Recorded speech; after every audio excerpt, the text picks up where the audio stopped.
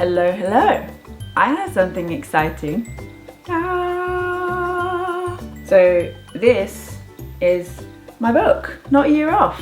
And as you can see, this one says not for resale all over it. This is the proof copy, but this is what you get. It's all good. Yeah, let me explain.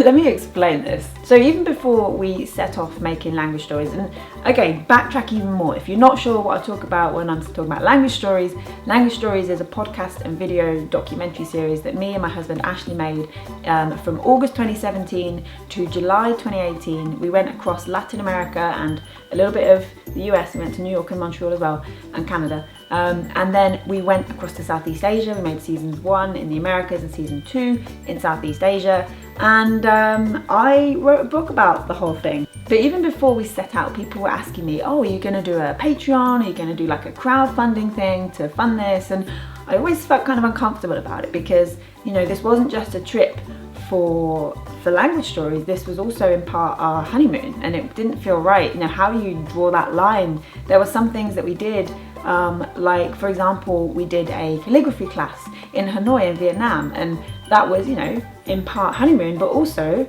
like language, like it was filmed and there's bits of it in the episode. So it's like, where do you draw the line? It didn't feel right to like ask for money to pay, and besides it was going to be amazing. It wasn't right to ask for money to pay for this amazing trip. I was not comfortable with that.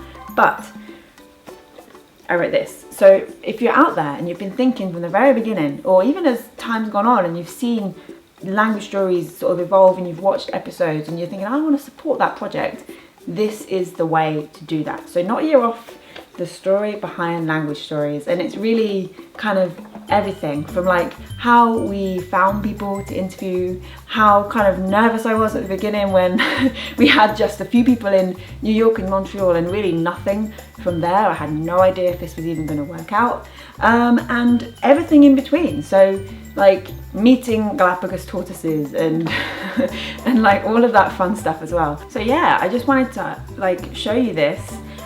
This is the paperback, of course, but you can also get it on Kindle ebook, and the Kindle obviously is cheaper, but the paperback is more expensive because there's printing costs involved, and it's just going to go towards like supporting and funding future series of language stories. We're currently in very, very early stages of planning out season 3, which will be UK based, and because there's a lot to explore on this tiny little weird island and a half, including Northern Ireland of, or islands, Isle of Man, Isle of Wight, yeah, plural. But if you do know of anyone or anything that you think would make an interesting episode for language stories or an interesting interviewee, then please do get in touch. The details are in the description below this video. Okay, so now that that's out the way, where are we at? Language learning update. Let's talk about that as well. Right, so May has been quite good. I felt like in April, I really felt like I sort of dropped the ball with everything because there was the Easter holiday, and it was like just routines, just pew, straight out the window, flying out. That was the routine, flying out the window. But May, I feel like I kind of got back into a bit of a rhythm with things, so I'm quite happy with that. I was working on this Future Learn course, an introduction to Korean. My goal for the second week was an italki lesson, which I had and which went very, very well. And then my focus these past couple of weeks has been about transport and like getting around, directions, all of that sort of stuff. So, oh, I might not have said this bit on video, this might have just been on the blog, but I'm going to Korea, yay! So I'm going to Korea with Shannon, who I first started learning Korean with back in 2016, so a long time ago. Then we did it together for like 6 months, took these long breaks, and kind of I've come back to it. I'm not sure, I think she is in June, she's coming back, so it's going to be good fun. And then we go to Korea together at the end of August, so it's going to be finally a chance to use it. So it feels so much easier. I always struggled with Korean. I always found it like, why am I doing this? This is a hard language. Why am I doing this to myself? I don't need to be doing this.